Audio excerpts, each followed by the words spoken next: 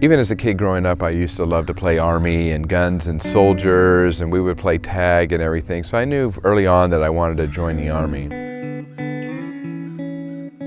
And it wasn't until about the second year in the military that I actually came around some Special Forces soldiers. I was inspired. Once I went through assessment selection, once I actually joined and became a Green Beret, my life really changed.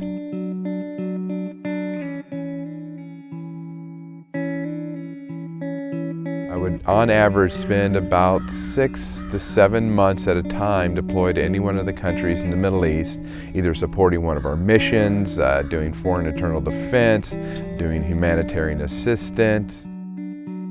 One notable time we took doctors and vets through Kenya and we treated villagers, cattle, any of the indigenous animal wildlife that we happened upon at the time. Also, right after 9/11, I was one of the first to deploy into Afghanistan. Within 90 days, a small band of Green Beret had actually routed the Taliban and sent Al-Qaeda out of Afghanistan. From there, we immediately prepared and went into Iraq. After Iraq, we prepared once again and went into Africa. Altogether, I spent about 17 years in the 5th Special Forces Group.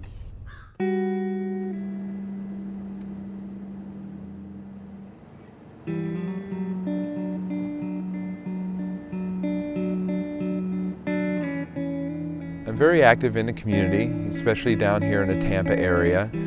I try to make the rounds. Tampa is a very generous town when it comes to veterans and veterans activities.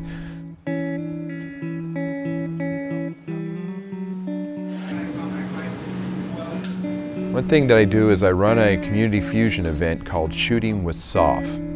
And it was very basic because a lot of time when I interact with the community, they would invite me out to go golfing or they would go fishing, and they would try to bring me into their folds of things that they like to do. So I thought, okay, what I'll do is I know how to shoot guns, I'm going to bring them into my fold. So we put together an event and we brought in and invited a lot of corporate owners, a lot of CEOs and very generous donors, and we created a 4-hour shooting event where they got to shoot all the guns. You had MP5s, you had M4 carbines, you had SCARs, you had 1911 pistols, and it really became a way for the soldiers to meet the community in an environment that was very comfortable for them. Is there training ops NCO? GD? Yeah.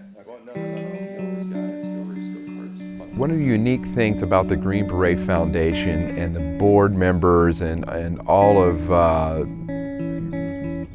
employees, the staff of the Green Beret Foundation, is we also mentor younger Green Berets.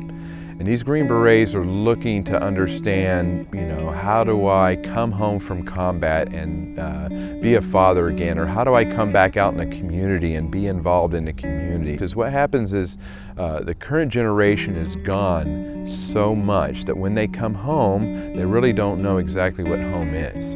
It's not just about ill, injured, and wounded, it's also about mentoring back to the younger community on what the next steps are or how to better themselves.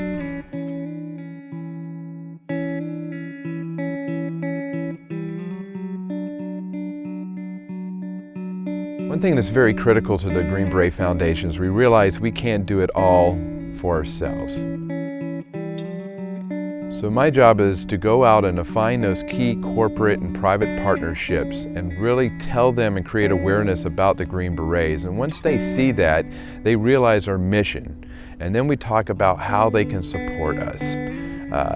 It's not always about a cash donation. There's other things that companies and corporations can do. They can optimize fundraisers for us. They can bring us into our network. They can act as an ambassador and help tell the Green Beret story. We really get involved with some of our partners that enable our injured to lead a more productive life. We help them transition through the military and the VA system with some of our programs. We look out for the wives of our fallen soldiers to ensure that them and their families are continued to receive support they deserve. What you can do to support the Green Beret Foundation is go to our website, www.greenberetfoundation.org, and learn more about what we are doing and about our community.